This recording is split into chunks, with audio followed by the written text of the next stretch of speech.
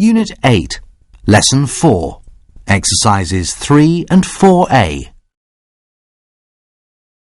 Good evening, everyone, and welcome to this week's edition of In the Hot Seat with me, Louise Falcon.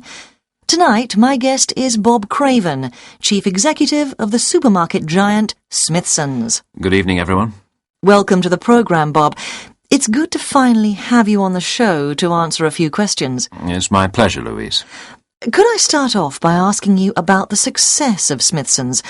Why do you think it's so successful? Well, Louise, I think it's because of our range of products, and because we have always meant good value for money. Yes, but what do you mean by good value? Surely in some markets, and for some people, you are very expensive. Well, I don't think so, actually. Basically, what I'm saying is, the customer is at the heart of our business. We always charge lower prices than our competitors. Ah, yes, but some people accuse you of using low prices to force the competition out of business. Sorry, I don't know what you mean, Louise. Well, there have been examples where you've destroyed small businesses by keeping prices low, which, of course, you can do because of your size. That's ridiculous, Louise. What we're doing is offering the consumer a choice. And part of that choice is lower prices. And we're proud of that. Now, you could force people to use higher-priced competitors to keep them in business, but that doesn't seem right to me. What I really want to say is that we believe in the customer's right to choose where they shop. I see, but... Or, to put it another way, businesses come and go. The world changes. Nothing lasts forever. OK, but that's a very arrogant thing to say when you consider the impact on people's lives. If you don't mind, I'd like to move on now to your staff.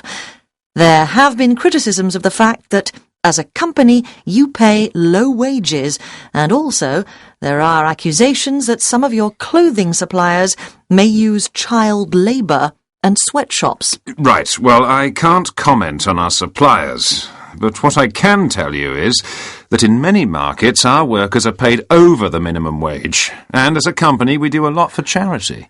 Could you explain that in more detail, please? What do you actually do for charity? Certainly.